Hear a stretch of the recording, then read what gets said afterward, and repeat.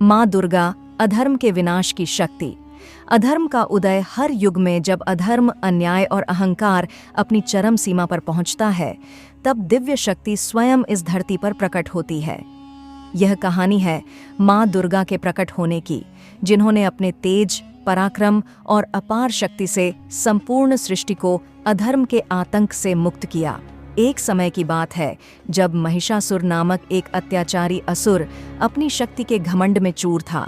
उसने घोर तपस्या करके ब्रह्मा जी से अमृतत्व का वरदान प्राप्त कर लिया था। अहंकार से भरे महिषासुर ने देवताओं को स्वर्गलोक से खदेड़ दिया। इंद्रदेव, अग्निदेव, वरुण देव और अन्य देवता सभी हार चुके थे। चारों ओर हाहाकार मचा हुआ था। संपूर्ण ब्रह्मांड में अराजकता फैल गई थी। देवता भयभीत होकर भगवान शिव, विष्णु और ब्रह्मा जी के पास सहायता की याचना लेकर पहुंचे। तब त्रिदेवों ने अपनी दिव्य शक्तियों को एकत्र किया और एक दिव्य ऊर्जा का निर्माण किया। उस दिव्य प्रकाश से जन्म हुआ माँ दुर्गा का। उनका तेज असहनीय था। उनकी सौम्य छवि में भी अपार शक्ति का संचार था।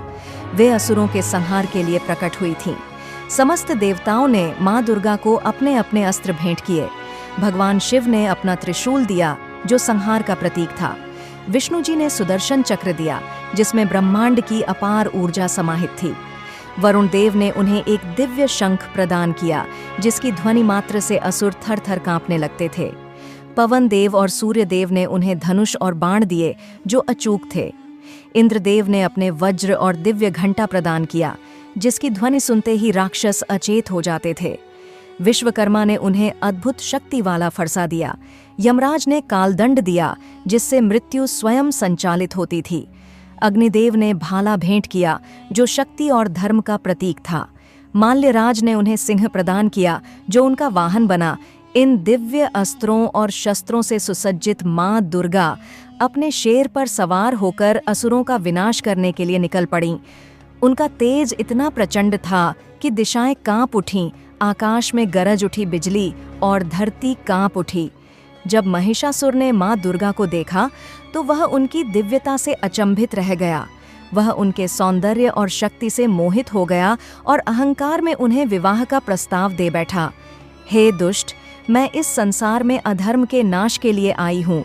यदि तू अपनी जान की रक्षा चाहता है तो स्वर्ग लोक छोड़कर पाताल चला जा, अन्यथा तेरा अंत निश्चित है।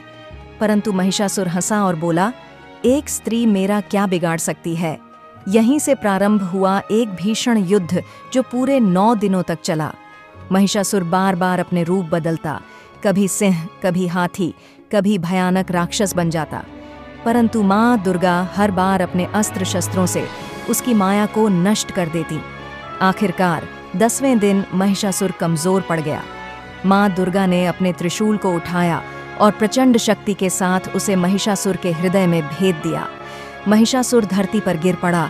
उसकी मायावी शक्ति समाप्त हो गई और उसके साथ ही असुरों का संहार हो गया।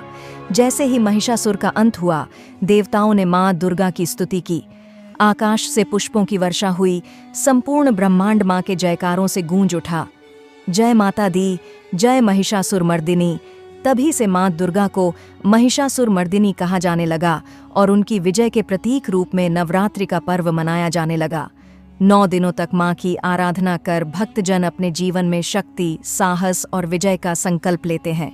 तो दोस्तों, यह थी माँ दुर्गा की दिव्य गाथा, धर्म की रक्षा, शक्ति की महिमा और अधर्म के नाश की अमर कथा। माँ दुर्गा आज भी अपने भक्तों की रक्षा करती हैं और उन्हें आशीर्वाद देती हैं। अगले वीडियो में हम माँ के अन्य रूपों की अद्भुत कहानियाँ लेकर आएंगे। तब तक के लिए जय माता दी,